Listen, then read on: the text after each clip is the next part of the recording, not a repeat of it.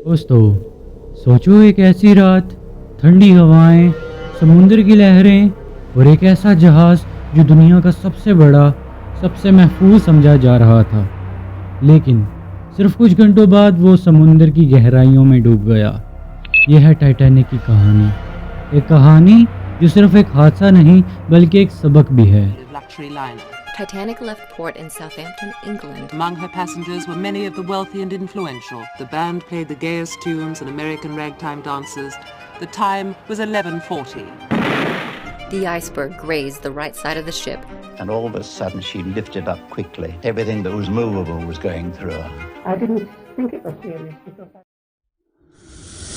14 अप्रैल 1912 की रात थी। टाइटैनिक, जो अपने वक्त का सबसे बड़ा और लग्जरियस शिप था, अपने पहले सफ़र पर इंग्लैंड से अमेरिका जा रहा था। जहाज़ में टोटल 2200 लोग मौजूद थे।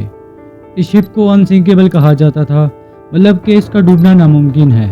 टाइटैनिक सिर्फ एक शिप नहीं था, वो अपने दौर का एक इंजीनियरिंग का शाहकार था।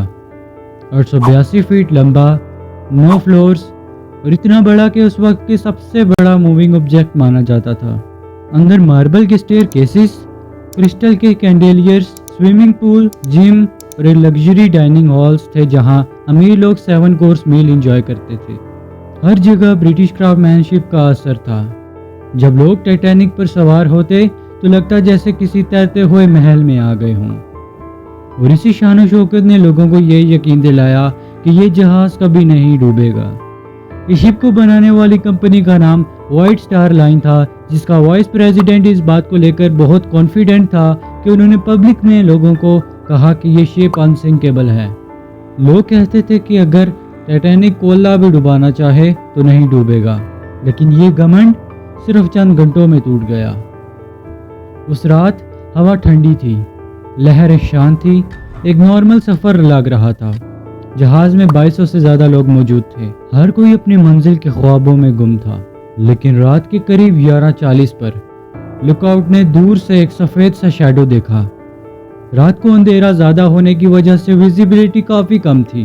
पहले लगा कि ये बस बर्फ़ का टुकड़ा है, लेकिन जैसे ही टाइटैनिक पास आया पता चला कि वो एक बड़ा आइसबर्ग था। कैप्टन ने जहाज़ को लेफ्ट साइड पे घुमाने की बहुत कोशिश की, लेकिन तब तक बहुत देर हो चुकी थी। सबसे अजीब बात यह है कि टाइटैनिक को उस रात आइसबर्ग के बारे में कई वार्निंग्स मिली थी। दिन भर अलग अलग शिप्स ने वायरलेस टेलीग्राफ के जरिए मैसेजेस भेजे कि समुद्र में कई बर्फ के बड़े बड़े टुकड़े तैर रहे हैं।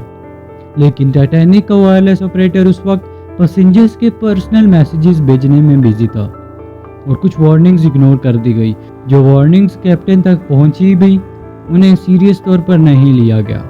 जहाज़ 40 किलोमीटर पर आवर की रफ्तार से चल रहा था, मगर वार्निंग्स मिलने पर भी जहाज़ की रफ्तार को कम नहीं किया गया, क्योंकि उन्हें लगता था कि टाइटैनिक का डिज़ाइन हर डेंजर को झेल सकता है।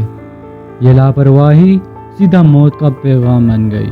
कुछ ही देर बाद जहाज़ आइसबर्ग से टकरा गया। आइसबर्ग ने जहाज़ के साइड को चीर दिया। पानी आहिस्ता आहिस्ता अंदर भरने लगा। पहले क्रू ने डैमेज को सीरियस नहीं लिया, मगर जब कंपार्टमेंट भरने लगा तो उन्हें होश आया। शिप के टोटल 16 कंपार्टमेंट थे।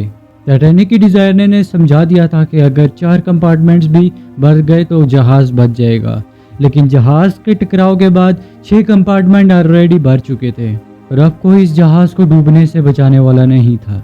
सबसे बड़ा मसला ये था कि टाइटैनिक में सिर्फ आधे लोगों के लिए लाइफ बोट्स थी। लाइफ बोट्स में 65 लोगों की जगह थी।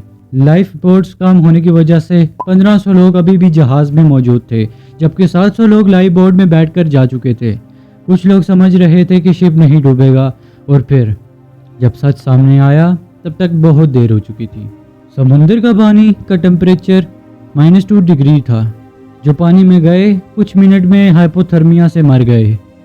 आखिर में 1500 से ज़्यादा लोग अपनी जान गंवा बैठे। सिर्फ 700 के करीब लोग बच पाए। जब टाइटैनिक ने डिस्ट्रेस सिग्नल CQD और SOS भेजा तो सबसे पहले एक शिप कारपैथिया ने जवाब दिया, लेकिन कारपैथिया टाइटैनिक से तकरीबन 58 माइल दूर थी, और अगर वो फुल स्पीड में भी आती तो टाइटैनिक के पास आते हुए 3.5 घंटे लग जाते। कारपैथिया शिप रात भर सफ़र करके सुबह 4 बजे के करीब पहुंची, लेकिन तब तक टाइटैनिक समुद्र में डूब चुकी थी। لیکن کیا ہو کہ اگر میں آپ سے کہوں کہ ٹائٹینک بچ سکتی تھی، کیونکہ ٹائٹینک کے سب سے قریب شپ کیلیفورنین صرف 10 مائل دور تھی، لیکن رات کے خطرے سے بچنے کے لیے انہوں نے شپ وہیں روک دی اور اس کا ریڈیو آپریٹر اس وقت بند تھا، اس لیے انہوں نے سگنل سنے ہی نہیں۔ کہتے ہیں اگر کیلیفورنین وقت پر پہنچ جاتا تو شاید ہزاروں زندگیاں بچ جاتی۔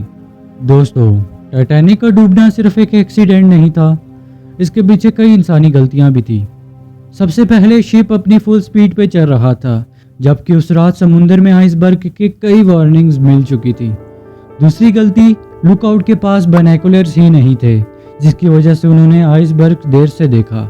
تیسری بات، کیپٹن نے آئس برگ دیکھ کر ترنت روکنے کے بجائے جہاز کو شارپ ٹرن دیا، جس سے آئس برگ نے جہاز کی سائڈ کو چیر دیا۔ اور سب سے بڑی بات، ٹائٹینک کے ڈیزائنرز نے سوچا ہی نہیں تھا کہ پورے جہاز کے لیے لائف بوٹ ضروری ہیں۔ یہ سب چھوٹی لگنے والی غلطیاں مل کر ایک ایسی تباہی لے آئی جو آج تک دنیا نہیں بھول پائی۔ ٹائٹینک کا حادثہ صرف ایک کہانی نہیں، ایک سبق ہے۔ گھمنڈ اور اوور کانفیڈنس کبھی کبھی سب سے بڑی تباہی لا سکتا ہے۔ آج بھی ٹائٹینک کا ریک سمندر کے 12,500 فٹ نیچے پڑا ہے، ایک ایسا سائلنٹ وٹنس جو ہمیشہ یہ کہانی سناتا رہے گا۔ اگر آپ کو یہ ویڈیو پسند آئی ہو تو ویڈیو کو لائک کریں، شیئر کریں، کمنٹ میں بتائیں آپ کو لگتا ہے کہ اگر ٹائٹینک کے پاس زیادہ لائف بوٹ ہوتی تو کتنے لوگ بچ جاتے۔ میں ہوں عبد الباری اور ملتا ہوں اگلی ویڈیو میں۔